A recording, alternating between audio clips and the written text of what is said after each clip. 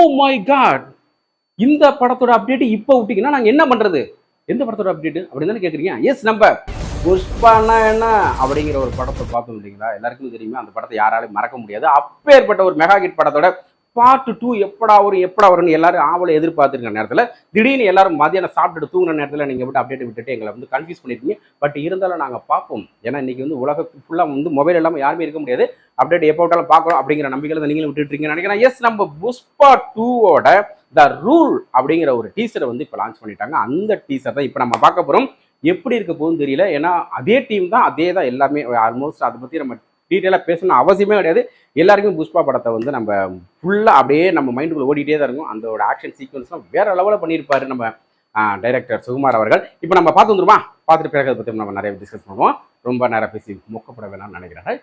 வாங்க.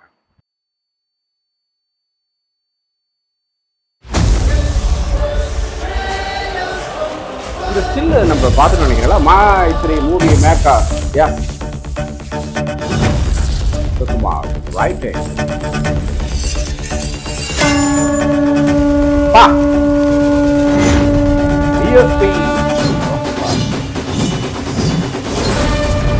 Hello auto, என்ன புடவை கட்டிட்டு வராரு? Oh my god, what happen?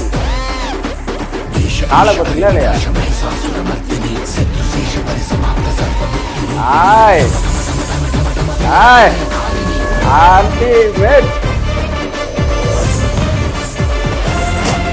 Wow,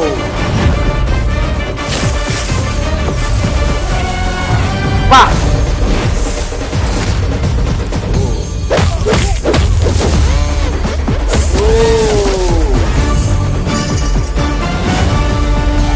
happy birthday card. Oh, அதான் ரீசன். அன்னைக்கு ஆகஸ்ட் 15 அன்னைக்கு நம்ம மீட் பண்ண போகிறோம். இந்த படத்தோட அடுத்த அப்டேட்டா இல்லை படமே தேட்டருக்கு ரிலீஸ் ஆக போகுது இல்லையா? எஸ், இன்னும் ஒரு 4 மாதம் இருக்கு இல்லையா? ஆல்மோஸ்ட் எல்லா வேலையும் முடிஞ்சிருக்குன்னு நினைக்கிறேன். வேற மாதிரி இருக்கு அப்படிதான் சொல்லணும். ஏன்னா நீங்கள் எல்லாருமே பார்த்துருப்பீங்கன்னு நினைக்கிறேன். அந்த அப்படி ஒரு கையை அப்படி தூக்கிக்கிட்டு அப்படி புஷ்பானா அப்படிங்கும்போது எப்படி இருக்கும் அவர் தாடிக்கு, அதுக்கும் அவர் ஸ்டைலிஸ்டாக சும்மா சொல்லணும். அவ்வளோ அற்புதமாக அந்த ஒரு கேரக்டருக்கு வந்து அவர் ஆப்ட் ஆவார்.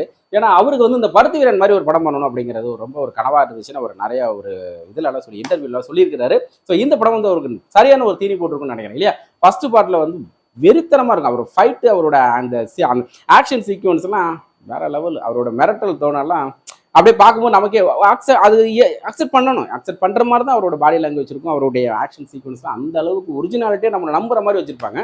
சில இடத்துல அங்கங்கே வந்து கொஞ்சம் பயங்கர ஒரு இதாக இருந்தாலும், கற்பனைக்கு எட்டாத ஒரு விஷயமா இருந்தாலும், நம்ம அல்லு அர்ஜுன் அதை பண்ணும்போது பார்க்கறதுக்கு நல்லா தான் இருக்கும்னு நினைக்கிறேன். ஓகே, செகண்ட் பார்ட்டில் வந்து ஒரு ஃபர்ஸ்ட் சீன்லேயே அந்த ஒரு சின்ன டீசர்லேயே பார்த்தீங்கன்னா அந்த புடவை மாதிரி தான் இருக்குது. கட்டிட்டு அப்படி நடந்து வரும்போது அப்போ ஒரு ஃபைட்டு சீக்வன்ஸ் கொடுக்குறாங்க. ஸோ இந்த படம் ஒரு பயங்கரமாக ஒரு ஆக்ஷன் சீக்வன்ஸு நிறைஞ்ச ஒரு படமாக தான் இருக்கும்.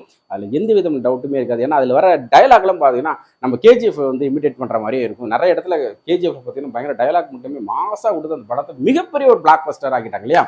ஸோ அதே மாதிரி புஷ்பா படத்துலையும் அந்த டயலாக்லாம் அந்த அளவுக்கு டெலிவரி சூப்பராக தான் இருந்துச்சு.